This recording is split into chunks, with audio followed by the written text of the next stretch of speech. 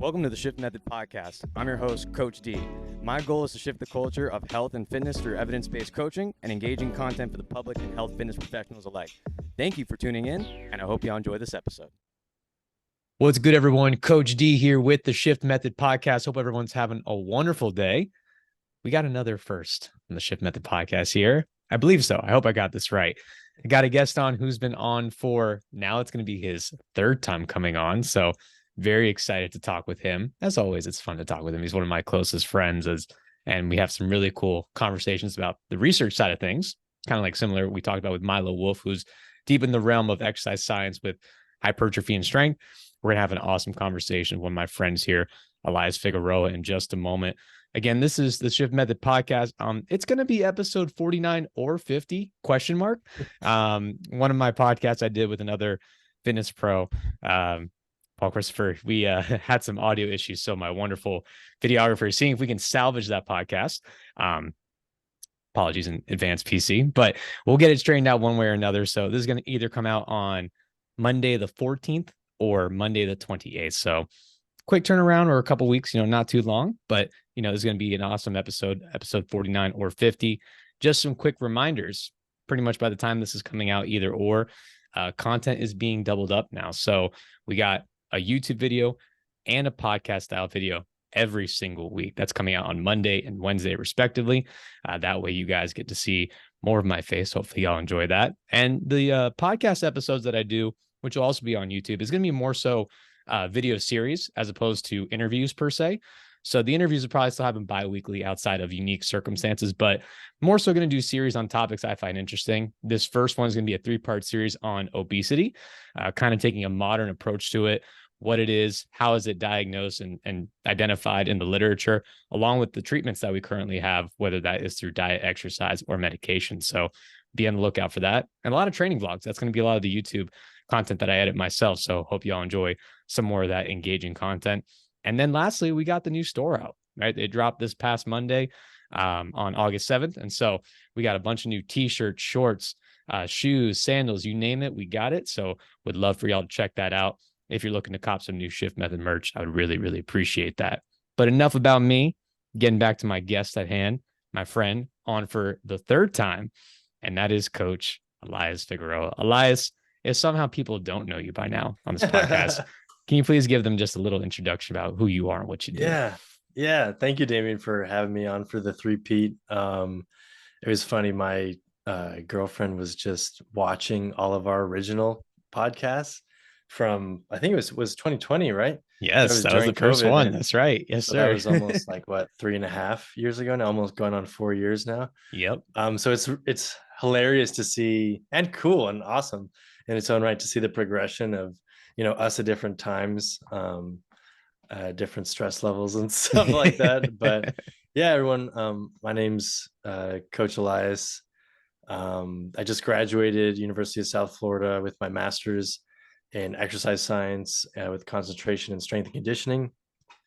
Got my bachelor's at Purdue University, which is where I met Damien. Damien was my originally my boss in the GA of fitness at the rec center there, and kind of jump-started this whole higher education, evidence-based training thing that is now huge part of both of our lives. Got into coaching from an early age. When I was about 15 in high school, I was a varsity wrestler and ran some track and helped a friend, John, lose, I think, about 50 pounds in 6 months to help him get onto the baseball team. And I got hooked on that change. Not, of course, the physical change was amazing, but just he was so much happier, not just because he lost weight. I'm not trying to assign, a number to happiness, but a physical transformation enhanced his psychological ability and comfortability and happiness. And he was able to play a sport that, otherwise he was having a problem moving around and stuff. So yeah, I've been coaching now. I bet you, actually, if this comes out on August 14th, it'll be on my 26th birthday. So yes, I've been coaching now for Coach Elias has existed in some platform for 11 years now. So very, very grateful to be part of this industry. And yeah, we'll get into a little bit more kind of, I guess, to segue into this, into the lab work and stuff, I'm continuing for a year to do lab work with the muscle lab directed by Dr. Samuel Buckner. And then most likely back to school for after that. So to be determined, the extreme details, hold you a little suspense there, but we got some things planned, and so some things to come out in the near future. Yes, sir. Thank you so much. And yeah, I'll be sure to link those podcasts that I've done with Elias. The first one, the very, very first one, crazy, like Elias said, back in 2020, and then episode number 35. We also did a training vlog together, which I'll be sure to link as well. Little asterisk, Elias was not feeling very well in that training vlog. He wants me to let people know because he was feeling like crap. If you see how bubbly and great of a personality he has right now, he still was amazing. But he told me, he's like, dude, I felt like absolute crap. We both ended up getting sick. Actually, I think a lot of people got sick. It was just a bunch of stuff going around. So if you see that, know that Elias is very, very strong, much stronger than I am. So don't be fooled. I don't think so. But I also do. Shout out to the girlfriend, man, for listening to the episode. Oh yeah, Ruby's number one fan. Number one. Yeah, she's amazing. And speaking of Purdue, dude, I forgot to mention this. We were chatting a little bit before. Did you see the remodeling that they did? Elias, I thought that was the strength don't at me, bro. Facility. I saw that and I was like, what is going on? Yeah, insane. Katie, another, for those of you, you've probably seen her episode or episodes on Damien's podcast. Another very close friend of ours, Katie, and I were just talking the other day about that. Like, it's a dream. It's like, it's always, I just saw it like on Instagram yesterday. Insane. It's like your school when you were there, and it's like broken asphalt and like broken basketball hoops, and then like the year you leave and it's like new turf, new everything. And I'm like, that's how that feels. Did you know? I had no idea that was even happening. Did you know that was happening? Like, I saw no advertising. I didn't see any like construction. No. Is it in the rec? Do you know? Is it from the comments? Because I couldn't tell because it looked like a complete different building. Yeah. Apparently, it's the badminton courts right by the GA office. Oh yeah. Damn. Okay, that's awesome. For those who don't know, I'll link Purdue RecWell. For starters, no offense to other gyms, but it is like, the pinnacle of gyms, not just recreation centers, but like gyms in general. Yeah. The sheer size of it's a 5-story gym. I forget how many fields, indoor turf, sauna, locker, like you name it, like they have it and then some. And so they you didn't think they could add more. And then recently we just saw this post where in one of their badminton areas, which I guess is probably underutilized, they basically built, it looks like a Division I football strength and conditioning facility of just squat racks as far as the eye can see in like a convention center sized room. And I'm like, oh, more stuff to add. Cause I guess, I don't know, did they move like the squat racks from like out in, what was it? East Fitness? Do you think? I'm not sure. I don't know what they did. If they moved things around, they just added, it looks like a lot of new. That's what I'm saying. It looks like freaking new. Yeah. So wow. I don't know. Makes sense. I mean, I know already, for people that don't know, like the co-rec, I always tell people, like, just imagine a cruise ship, just like That's set a great down. way of saying it. It's just it's a huge building and it's really long. And just like Damien said, it's 5 stories tall. There's a rock wall inside the building, a 4-story rock wall inside the building. Just let that settle in. Yeah. And so it's already huge, already amazing. So the fact that they added even more is amazing. Yeah. I think we should all just like go enroll for a semester, chip in, get a cheap dorm up there and just for a semester, live it up. Oh yeah. 100%. And it's funny. One more thing. It's funny that you said, like, looking back at the episodes, I'm looking forward to like, being 60 and 70 and just seeing the iterations over time of like a slideshow as our hair starts graying and everything. Just like, we started in 2020 and here we are in, 2050, 2060, still going strong. Oh yeah. The geriatric episode, man. That's right. Awesome, dude. Well, yeah. And so you kind of alluded to it earlier about kind of like your lab experience. So can you kind of go over like in the last couple of years, like what your lab experience has been like? And then we'll kind of like segue into the main combo we're going to do today from the research side. Yeah, definitely. So Damien was one of the leading people that, kind of lit the fire under my butt to go to grad school. So my hat to him, all the more credit to him. And so at first it was the idea of like putting a stamp on my bachelor's and like just understanding more detail of exercise science and kinesiology and all that. And I went through my first year and I learned about these different research labs. Like Dr. Bill Campbell has the physique enhancement lab. Dr. Buckner has the muscle lab, and learning how research works and how dynamic and organic it is. Because I think a lot of people, like, research comes out, they're like, oh, look, it's proved. I'll say the P word. For those of you who don't know, like, we don't, in research, you don't ever prove something. We don't like to use that word. It's like, okay, we're closer to the truth, or you might disprove something, but because the word prove is almost like, it's like a period. Like proof is like or like saying prove is like a period. So we don't ever want to put a period in a scientific discovery, because that kind of closes a door saying, okay, that's it. But there's always things coming out, and and the evolution of research and information. So to go through I went through my first year learning how that process worked, and then in my second year got my kind of feet wet in a couple different labs. I in the first lab, I was the lead metabolic and body composition specialist in the human performance lab. So that was a little bit different. That was that is a like a body composition testing, fitness performance testing service that people in the community could purchase services from, and they would go. It wasn't a research lab, but basically we would do things like VO2 max testing, 3-method body composition with calipers, ultrasound, and an in-body. So we'd synthesize all that data for a more, accurate and valid testing. So kind of got that exposure and that kind of lab work when it came to like body composition and performance in terms of like cardio. And then just by the luck of the draw, I saw the email. I did some guest work for Dr. Irene Davis. She is a professor at USF, just moved down here a year or two ago from Spalding, which is the Harvard School of Medicine. And she's the current, at least the 22-23 president-elect of ACSM.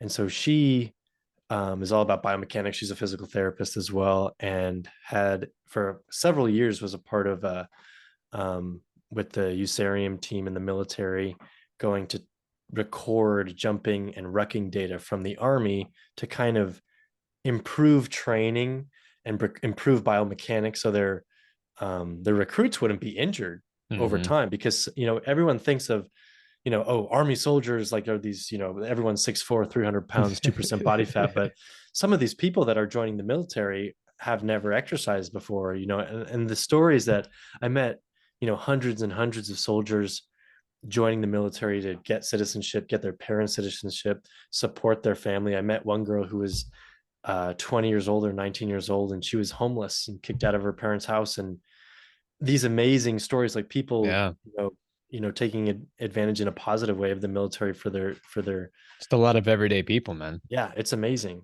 And so a lot of those people aren't used to exercising to the degree that a soldier would. So a lot of them get hurt on basic things, running, rucking. So did some research and some ideas of how to improve gait and how to improve movement, with 45, 65 pounds on your back, things like that.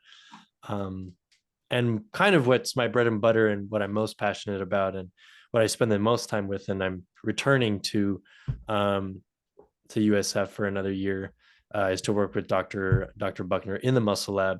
And that's primarily, it's all, muscle induced, but also lots of mostly resistance training, looking at muscle size and strength, volume, different things like that. So yeah, it's been this evolution of, okay, I'll learn some things. And then I'm like, whoa, I'm obsessed with learning some things and finding how research works. And now I will do a year of research and looking at PhD programs for 2024. Absolutely, man. You got bit by the research bug. And as you see, a wide breadth of experience now, getting to cover a lot of different ranges. So I'm really looking forward to the PhD route. Of course, this year that he has in between then, and it's going to be a lot of cool things that he gets to investigate. So I'm very excited for you, man. Thank you. Couldn't have done it without you, man. No, stop it. I just opened some doors. You were the one who had to walk through them. So that's all you, brother. So the main thing I want to talk about today, because we haven't really talked much about this on the podcast, and it's an area that I've talked with physical therapists about here and there, but to get more of a research and practical application side, Elias is going to be a good resource for us in this conversation. And so we're going to go over blood flow restriction. And so kind of the ins and outs of what it is, how does it exactly, or not proven to work, but, what are some potential mechanisms for how it works, and then maybe get some applications or practical applications on how and when to use this protocol, if it may be beneficial. So I think maybe a good place to start, Elias, is kind of just, going over what exactly BFR is what we'll abbreviate it as. So like, what exactly is it? And kind of start the conversation there, I guess. Yeah. So it's a funky tool. It's really interesting. We use it in the lab to just enhance our understanding of muscle physiology in general. So, if we, alter the conditions of a muscle, how can that change? Not all of our research is surrounded with or involved with BFR, but it's pretty significant. Before I even talk about what our lab does, I'll give credit to two people in specific, Dr. Takashi Abe and Dr. Jeremy Lenicky. Dr. Takashi Abe was a researcher, or still is, is a researcher from Japan, and he has and he came over to the US and has been back and forth now with his wife through COVID and back and forth. He was a fellow at Ole Miss, where Dr. Jeremy Lenicky is. And basically how BFR works is you have some kind of pressure cuff. So imagine like when you get your blood pressure, a pressure cuff that goes around usually the top of the limb, and it doesn't completely cut off, but it limits blood flow into the muscle, but it almost outright occludes blood flow out of the muscle. So what you see now, especially when adding exercise, is a buildup of metabolites, limiting of oxygen, things like that, which is a stressful environment for the muscle in general. If we kind of talk about what used to be kind of considered the three mechanisms of hypertrophy, which were, muscle damage, metabolic stress, and mechanical tension, now we're seeing in the literature, especially from the more like mid 2010s and early 2020s, from Dr. Lenicky's lab, as well as Dr. Buckner's lab and his colleagues, is muscle damage seems to be a limited role in actual muscle hypertrophy attenuation or the improvement or kind of excitation of muscle growth. Sure, muscle damage might increase muscle protein synthesis, which is just maybe repair, but it's not increasing the muscle cell size. So then we're kind of leaning towards these other two mechanisms, which is mechanical tension and metabolic stress. And for a while I was confused. I'm like, okay,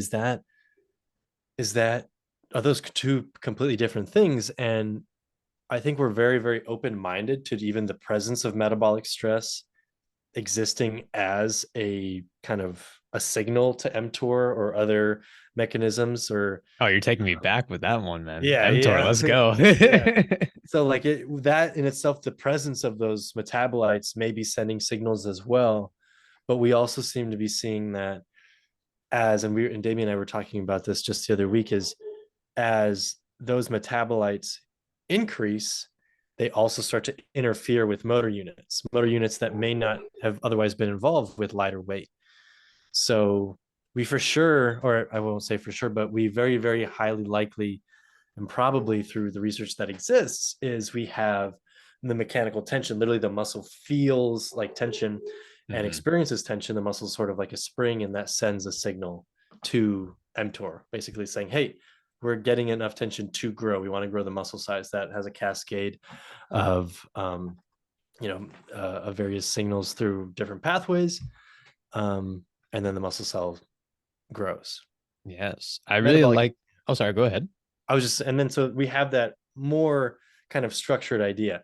Metabolic stress, we seem to think maybe there's some, limiting of oxygen, increase of that metabolic stress, all there sending a signal. But then also we seem to think or see that those metabolites are now maybe interfering with active motor units.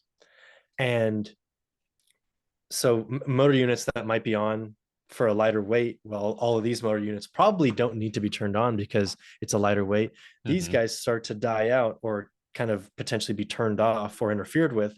So then more and more of these motor units then activate. So we do have increased tension. So it's maybe direct tension or more tension because of metabolic stress. And, it's not that those are stamped in absolute, I won't use the P word, but it seems to be like in the literature that is growing more and more support. Got you. So, Professor Fig, if I got this right, correct me if I'm wrong.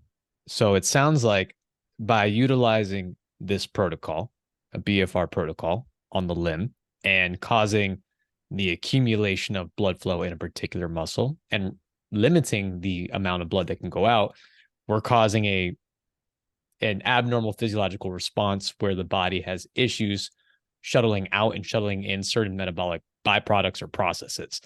Bicarbonate, whatever it may be is going on in the muscle that would help the motor units respond in an appropriate or sequential manner. And so by limiting that, by using the cuff and by increasing the pressure on the limb, you're essentially with a lighter load bypassing those loader motor units. And then now you're requiring the, more muscle fiber or certain muscle fibers maybe activate in a more aggressive manner than they otherwise would, causing a similar response that you would normally see at like a higher weight relative to that individual. Exactly. And the big kicker is that, and we see again in the literature for most part with sufficient rep ranges, a set of 8, a set of 12, a set of 20, a set of 6, for the most part, taken to failure, they'll grow about the same amount of muscle. Now, if you took 15 or 30% of your 1RM, you got to sit there for a long time. Right? And there might be even diminishing returns if especially we test often, we either do 30% or 15% of 1RM. That's very light, very light.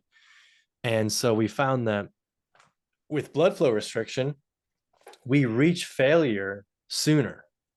So it's more realistic, it's more practical in various training settings. It's not as boring. Some people are masochists. I might consider myself to some degrees, but you don't want to sit there for 100, 200 reps. And there seems to be some literature, it's kind of saying that kind of that 5 or 6 to 30 reps is pretty synonymous, taken close to failure. Yeah. Anything past that, maybe we have to go to absolute failure. And then especially the higher lows. I mean, imagine doing a set of 250, right? That's probably, you're wasting a lot of time, and you can do, especially in a research setting, time is everything. And we don't want subjects in the lab for that long, or they don't want to be in the lab for that long. Right. So yeah, it's basically the main, one of the main go-tos for BFR is, okay, we can train with lighter loads. Maybe that's less dangerous for certain populations. And 2, we reach a sufficient stimulus for growth sooner. Yeah, absolutely. The population thing, the access to equipment, maybe access to time, it can all be beneficial in that regard. And that ties really coolly into, a conversation we had last week together about hypertrophy, right? As we see, that 5 to 20/30 rep range seems to be most practical. And I think it's a fatigue to stimulus ratio and time management equation, right? It's for sure. We were talking about this, right? Could you see some hypertrophy benefits if I did sets of 3 to failure and I did 20 or 30 sets? It's probably. Is that the most efficient way to maximize hypertrophy training? Absolutely not. You're going to be in the gym for 4 or 5 hours, and I guarantee you your psychological and just neuromuscular fatigue is going to be out the freaking door. Versus if you do, 6 sets of 10, that sounds a lot more manageable than, 30 sets of 2, right? For sure. To failure, if you equate the volume, give or take. Yeah. So, and I think even with like because we have like another buzzword in our lab is like volume, and we often in our lab we challenge a lot of these like higher volume approaches. Even with my own athletes, like I take a more conservative low volume approach, especially with strength athletes, strength athletes. And because even if like one does volume match things, even provide the same stimulus with different weights and things, I might say no. But also like that would probably be really, really hard to do, is do like those sets of 3 with those heavy weights. yeah, you need a lot longer rest. You're in the gym for, like you said, like forever. right. So there's definitely like, and that's what Coach Damien and I do, is like we take what's maybe physiologically possible, but then we also need to make it realistic for the client or for the athlete. And it's a little cheesy, but they work. Like SMART goals, realistic, Yeah, like and time bound. Like it's in every other psychology and personal training certification or textbook for a reason. absolutely. And not to derail the conversation, but I think it is relevant. And we're talking about hypertrophy. I've given some thought from our conversation. We mentioned it briefly, and this isn't my idea. It's like collections of ideas I've heard. I'm wondering if volume is like a proxy for tension over time. So, as an example, there's like a couple studies with stretch mediated hypertrophy, where they take you and you hold an extreme static stretch for a long period of time, and people see some muscle mass. Granted, the training of the population is up for debate and things of that nature. But maybe the question begs is, maybe there's something about that 5 to 20 or 30 rep range when taken close to or at failure that is conducive to hypertrophy because of the length of time, if done in a controlled manner, that you're spent under tension over time. Whereas like if you do sets of 1, it's like, unless you're doing a set of 1 for 60 seconds, which who's doing that? Or if you're doing the sets of 60, but there's just like, it's so light, there's basically almost no tension regardless, unless you do some BFR where you're maintaining a good solid level of tension pretty much from the jump, and it accumulates quite quickly because of the demand on the muscle. Yeah. Like even I'm definitely excited by that idea and very open-minded to it. It's so interesting because we're trying to, I think it's always gonna grow and flow, but it's like truly understanding. Because we understand some mechanisms, and we understand, at least we think we understand, certain things. But I like that idea of like proposed time under tension, because some people are like, okay, go real nice and slow, controlled reps, and then some people are like, really explosive and stuff like that. Or some people like control the eccentric and have a more explosive concentric. Like I know you and the muscle lab guys, or not, you're a muscle lab guy now. That's very exciting. Yeah. At FAU, like more talking about like a controlled eccentric and then a slightly more explosive concentric and stuff like that. And I think what those all have in common is a high degree of fatigability at the end. Not that those things don't matter, because I think that they fine tune. Yes.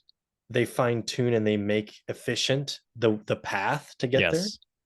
But I think from at least how we kind of discuss at USF and our neighboring labs is like, we have all these mechanisms, and there's a lot of ways to get to Rome. I won't say all roads lead to Rome, but a certain degree of fatigability is reached.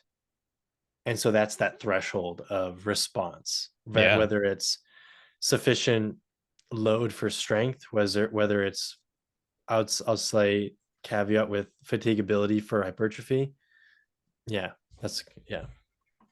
I think there's more of that's going to come out. I hear tension, even talking with soon to be Dr. Milo Wolf, as he likes to say, because he might be by this time this comes out. But yeah, how like, even during that full stretch eccentric portion, how that may be where the money is, because maybe tension does play or is growing as a larger role as time goes on in the literature. So time will tell on that one, I guess. Yeah. Tension will tell. I also like to, I don't know if I've ever heard the statement explicitly, but I liked it where you said muscle damage, maybe it's like, for lack of a better term, it's like a side effect, not a direct lead to hypertrophy. But how you said, like, muscle damage could maybe just lead to repair and not growth. I've never really heard it explained in that context before. So that's really neat. Could you elaborate on that a little bit more? Yeah. So like the use of amino acids, the use of proteins in your body, in the formation of protein synthesis, of kind of using, how we ingest protein, whether it's your steak or your tofu, whatever. There's different ways we use, MPS, and that's, we can grow the muscle and make it grow, and what I think maybe some studies are using this stimulation of MPS as like, oh, muscle growth is happening. And I think some studies might be misinterpreting that identification or that response, when it is just muscle damage being repaired, like protein is, coming in and, fixing that area, that damage, but maybe it's not growing the muscle cells anymore. I'm just saying maybe, because I'm keeping an open mind, because maybe it does. Just we haven't seen in the literature so much, and kind of like from the early 2000s into the 2010s, like some labs, like I know Dr. Schoenfeld, and kind of there was that kind of standardization of those three pillars. But as time has gone on, tension and metabolic stress have really become the two main players, and the muscle damage has kind of gone to the side point, or to the sideline.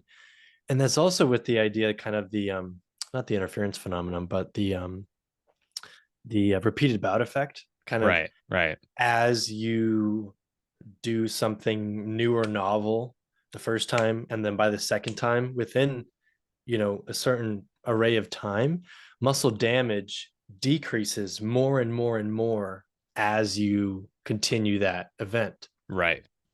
So in my mind, and at least in our minds at USF, we're kind of thinking like, if damage is taking less and less, it's happening in general, less and less and less and less, as you're doing as some exercise, especially we'll say resistance training, for context, because that's what we're talking about.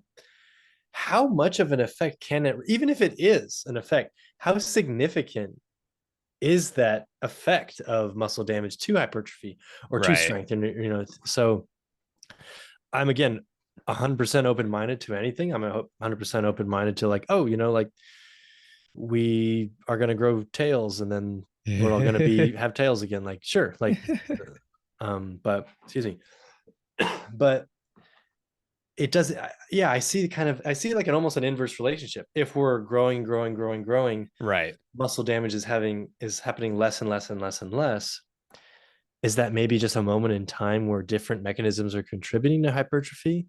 I'm cautious of that idea, though, because why would that be? I'm open to it, but yeah. So that's kind of how I feel about muscle damage. Is I don't think you have to chase.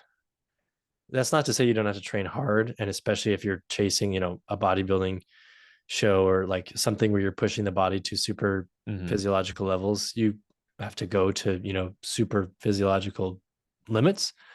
That wasn't a plug to do steroids. I mean, naturally as well. Don't do drugs, kids.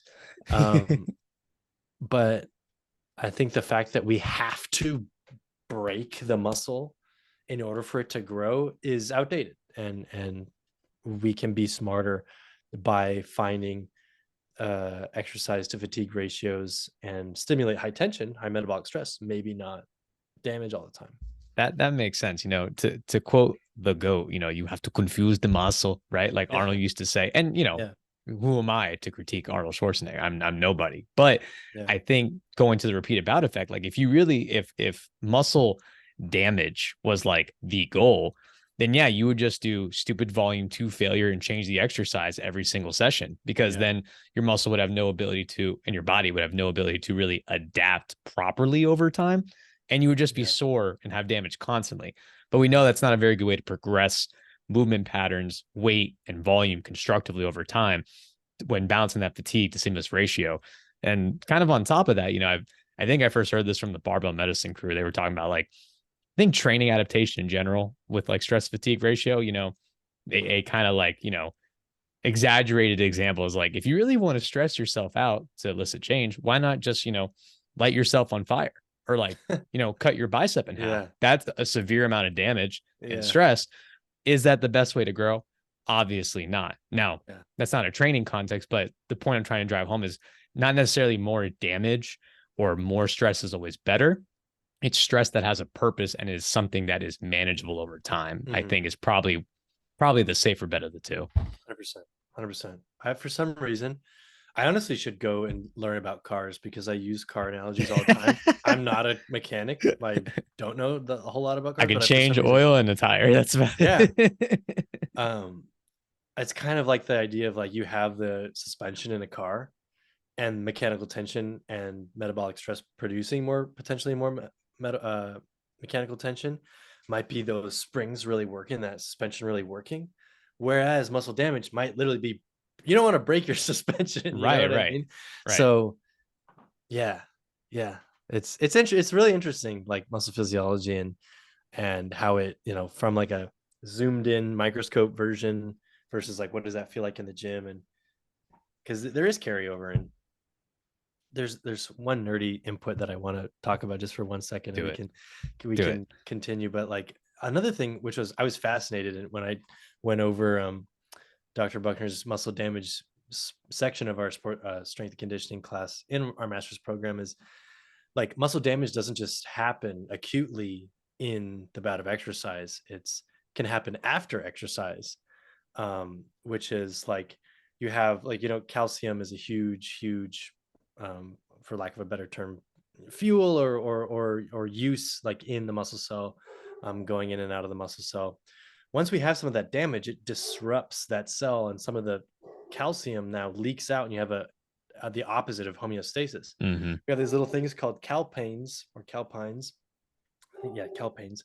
And they come in and they're like little, like from the Matrix, those like little things that come in and they take out and they kind of redistribute that calcium, for lack of a better.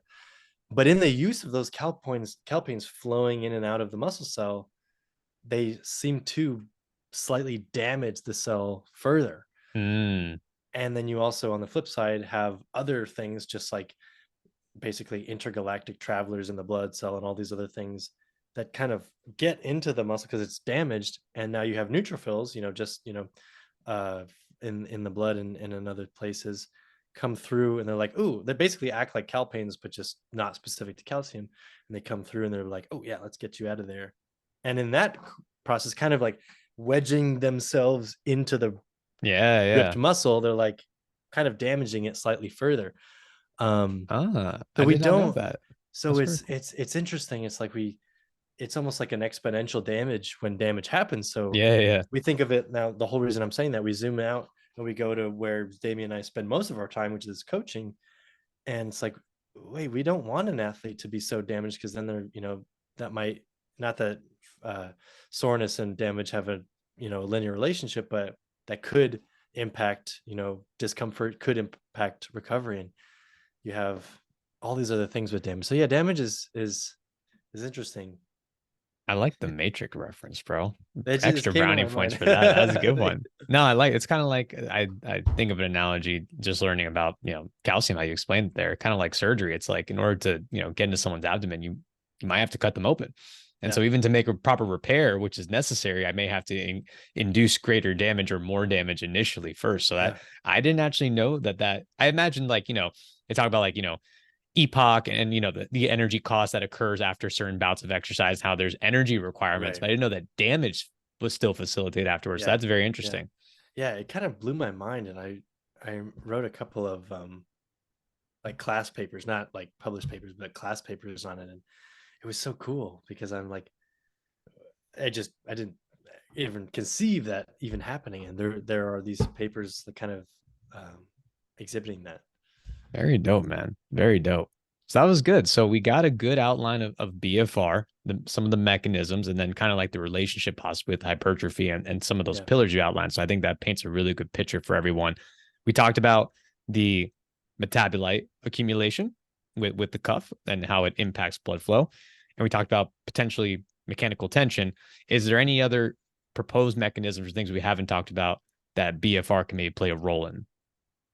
So there's like, if for sure muscle growth, that's a really good question. For sure muscle growth, we're seeing some, and I'm not this, I mostly focus on muscle growth, but we're kind of open-minded to the idea of like, well, if they're exciting the motor units more and more and more, and motor units and neural activity has a huge part in strength development, could this also increase strength, even though you're actually not lifting a heavier weight? I think there are some implications there, probably not nearly as much, or for sure not better than, and probably not as fast as just lifting progressively heavier weight for low volume.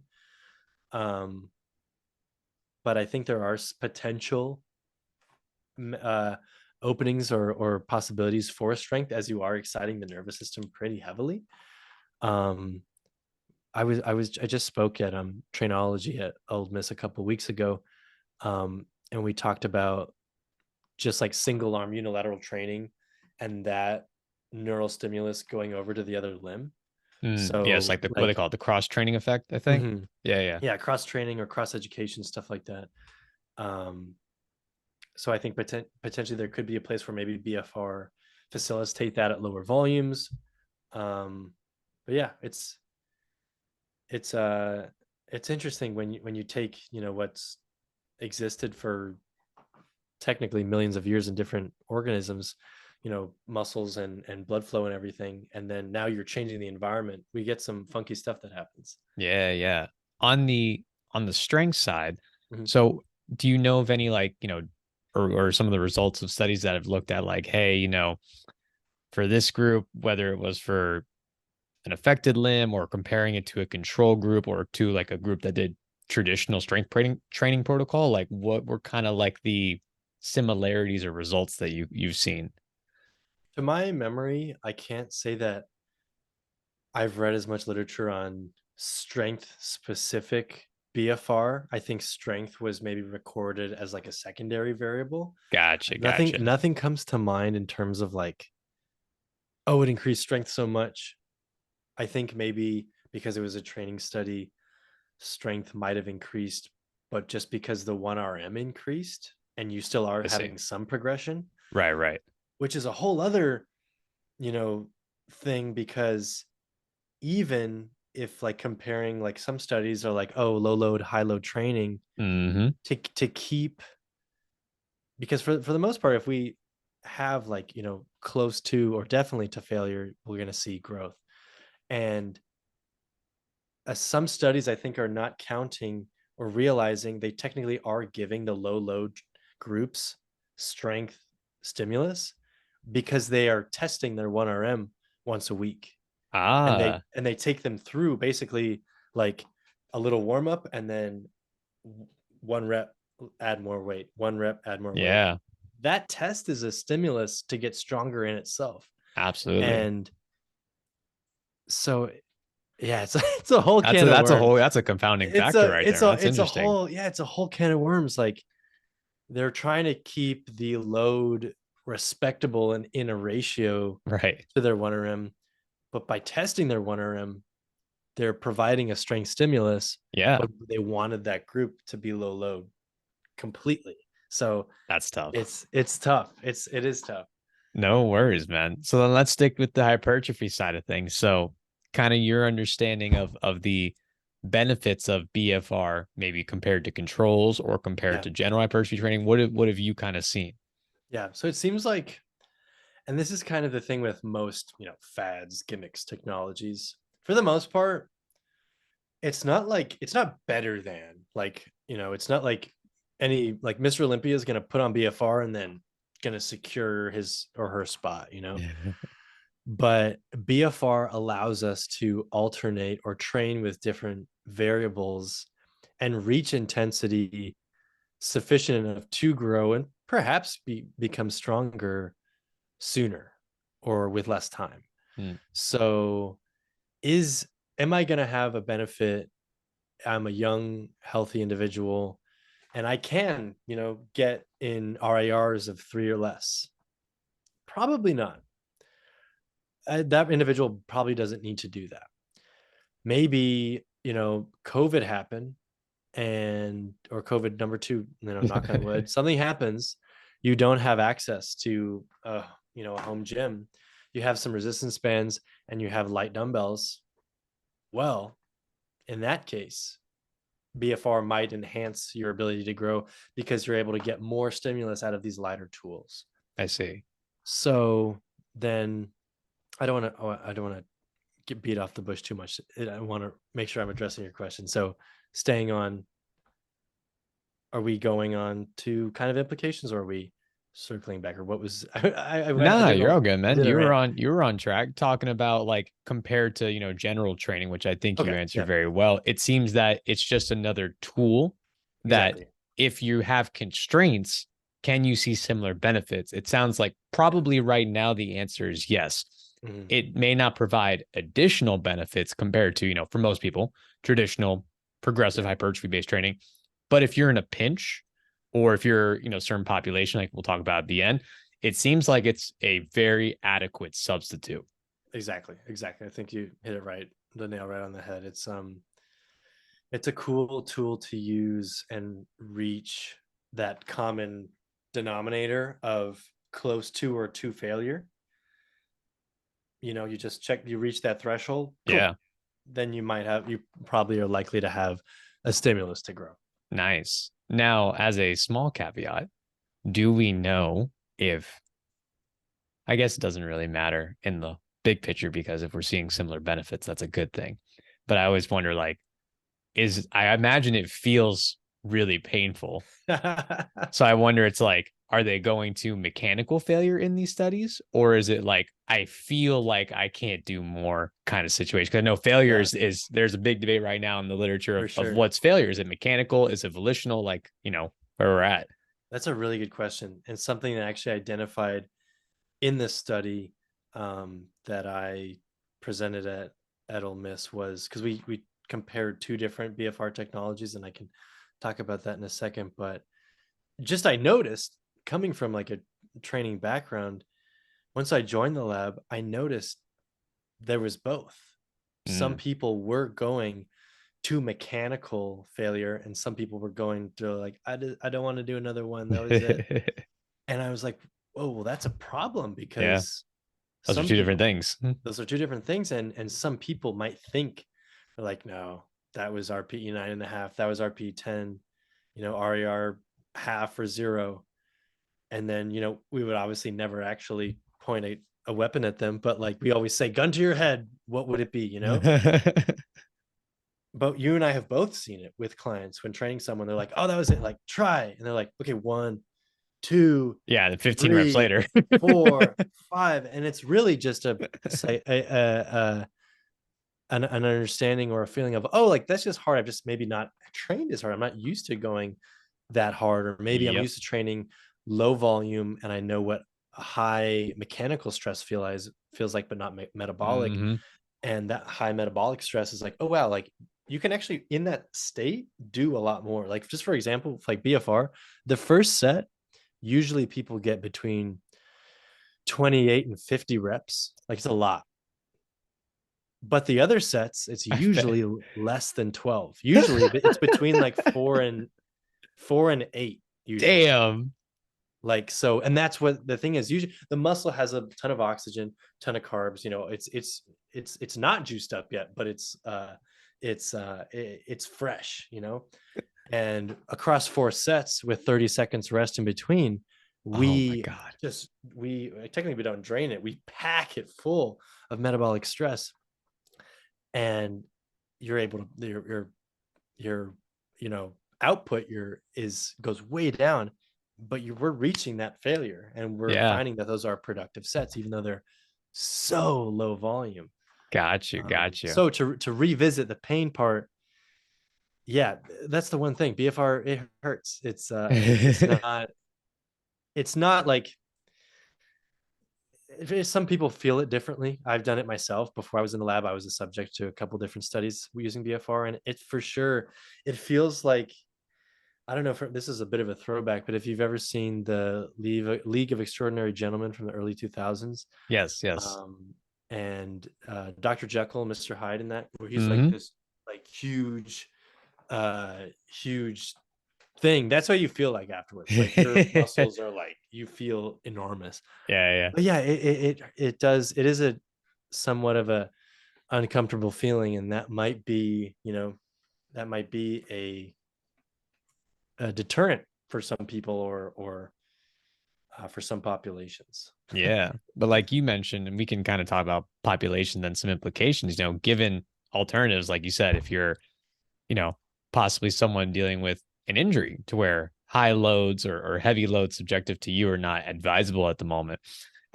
Or, you know, maybe you want to get that crossover effect at a lighter load where maybe you have a limb that cannot lift at all.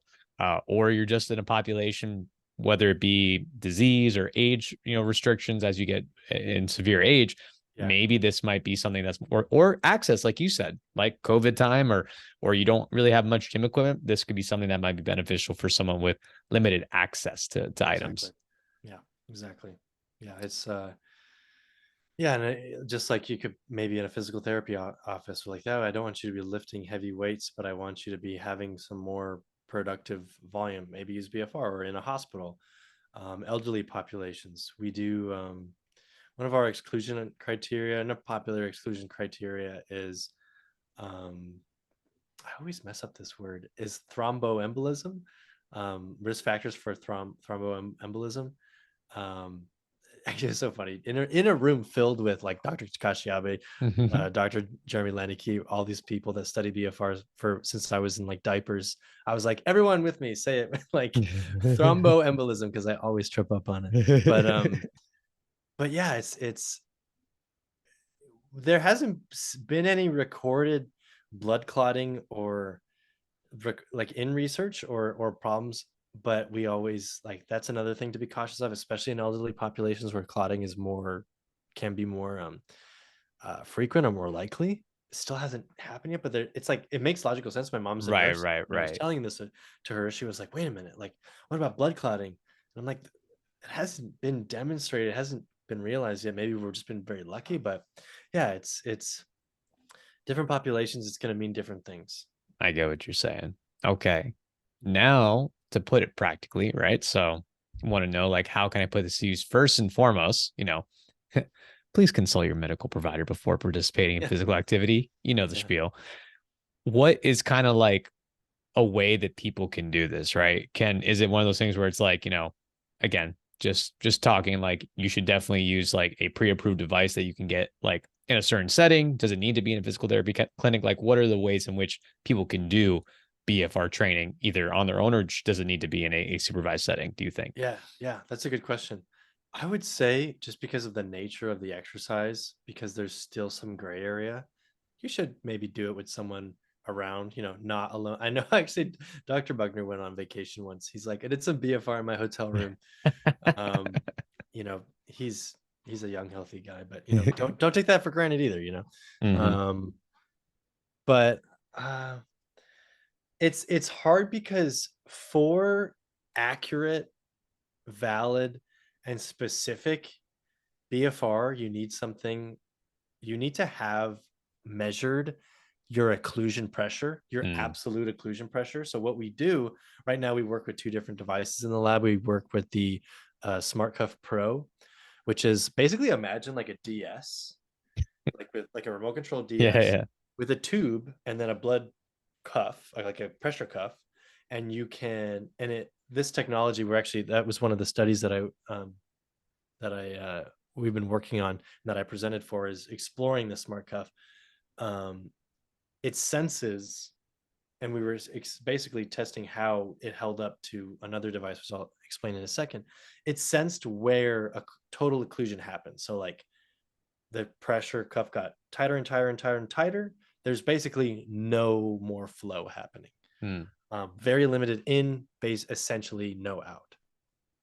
Then we take a percentage of that. So kind of the running two pressures that a lot of research takes place in is 40% pressure and 80% pressure.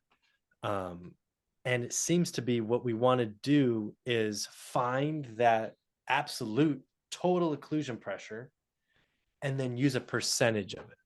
So it is individualized per person. So we'll do that with the subjects. We'll take them in, we'll find their total AOP, and then use a percentage of that. So we had 40 and 80%. Maybe you test different things, but we find 40% is pretty effective. Okay.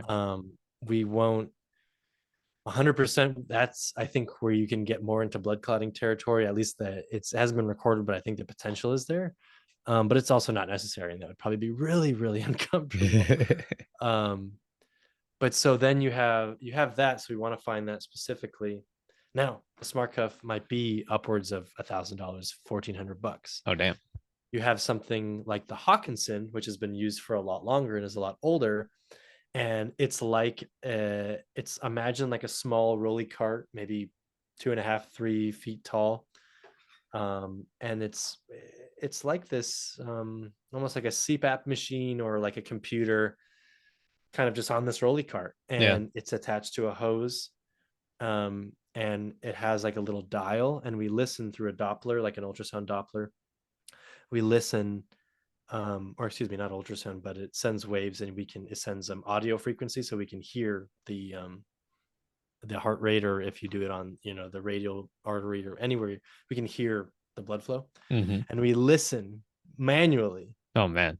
It's really cool. Like usually Enrique, who's the other grad student in the lab, he's like testing and listening, and I'm like like Ghostbuster style. It's hilarious. It's really fun, honestly. It's one of my favorite parts of doing BFR. But so there's that. So we have this manual, a lot more accurate, a lot more valid kind of tool, and then kind of testing the smart cuff that way. And we seem to find that they have different total AOPs because the cuffs are slightly different, but you can match them for percentages and have the same, basically similar outcomes. And that paper will come out, and I'll be able to talk more about that paper as it does. But that seems to be kind of the take home for BFR, is everyone has an individualized AOP. So like the level of which occlusion happens. And then we can rely on a percentage. So just take, 40 might work for everyone of your specific AOP. You know what I mean? Just like your RPE8 might be different or look different or feel different from my RPE8 kind of thing. We can both use RPE8 as a programming tool. Yes. That makes complete sense. And given the understanding, or better understanding more so, of, those BFR tools, it definitely seems to make sense probably to do that with someone, with a device, what you're doing, wood resistance bands and tying some tourniquets to your arm work. I mean, it might be dangerous, so it might be good to stick with the professionals and have them help you out, right? But you mentioned a little earlier, I heard you explain a little bit about percentages. So kind of the last part of this, if let's say you're doing some BFR training with those devices, what does it seem like, training wise, sets, reps, volume, etc., is recommended, or at least in the literature seems to be effective for training? Yeah. So that's a good point, or a good question. And we, in this paper, we compared one arm, or one technically group, because we did unilateral. So people were doing different pressures, different arms, different times. We seem to be like, really what it comes down to, you have different like training criteria, but if you take them close to or to failure, there you go. Seems to work. It's going to match. So maybe you don't have to go 80. Maybe you can do 40.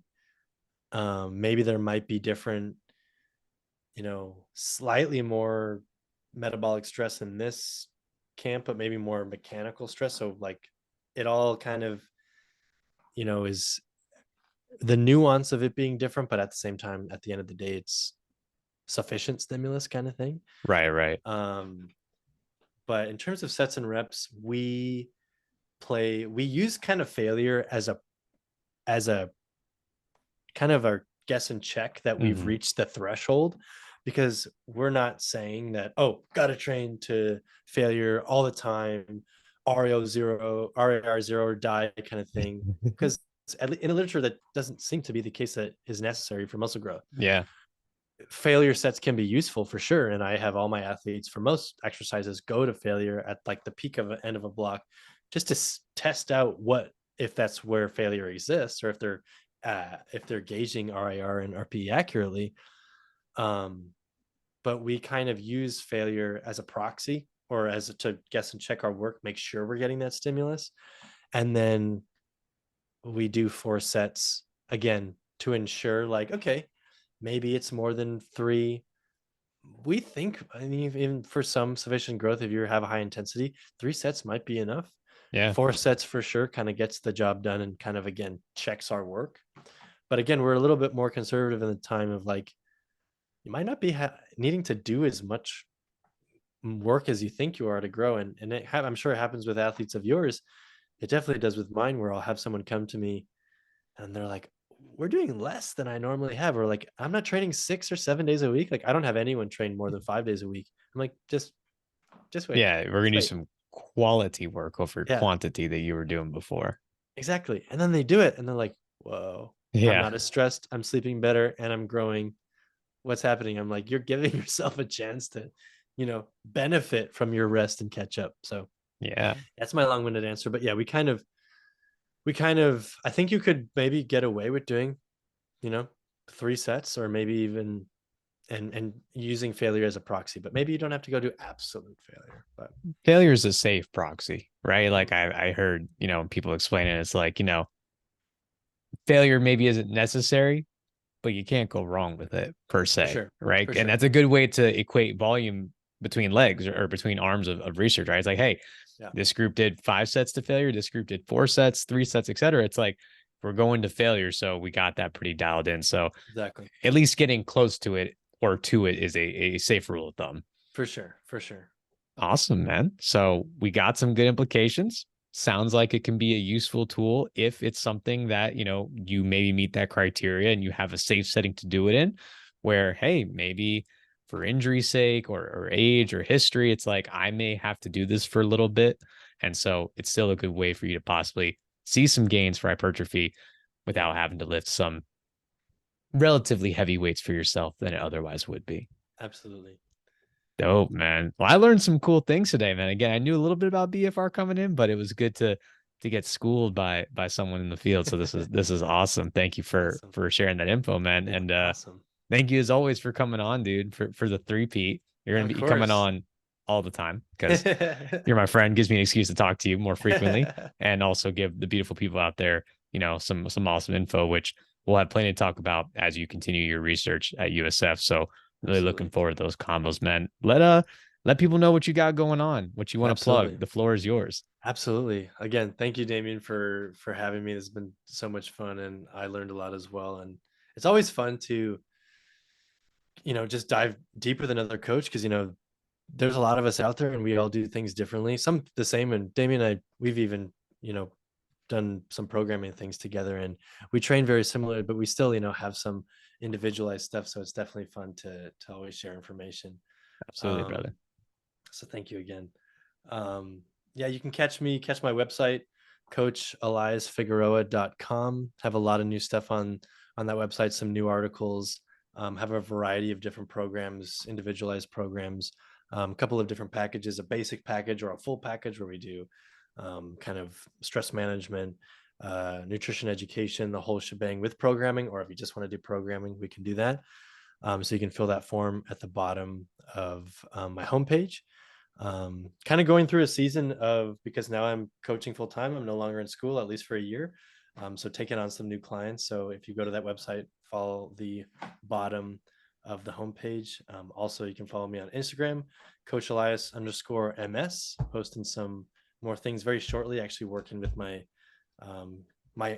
he's so many things. A friend of mine since freshman year of college and one of my athletes and my business consultant. Boom. Liam, he's an absolute badass, absolute wizard. He helped on my website a lot, constantly helping me grow. So more credit to him. Thank you, Liam. Doing another kind of marketing stint series of Instagram posts coming soon. So in the September, October months, look out for those. And again, thank you guys. Happy to be here. Happy to come back again. And we'll see you soon. Yeah. Thanks again, man. Yeah. I'll be sure to put all those links down in the description below. Seriously, if you are looking for a coach with hypertrophy or strength, like Elias is the man, dude. So be sure to check out his stuff. His website, his content, very engaging, very educational. So definitely be sure to give that a look. Again, y'all know where to find me, on Instagram, TikTok, YouTube Shorts at _shift_method. Again, doubling up on that long form content, YouTube video and podcast style video every single week for all of you. We also got the new store, so you can check out some of the items we got there, t-shirts, shorts, you name it. And of course, still got coaching inquiries open for in-person and virtual coaching. You can find more about that at theshiftmethod.org. Elias Figueroa, Coach Fig, pleasure, brother. As always, you have a great rest of your day. All right. You as well. Thank you, Coach Damien. Later, everyone.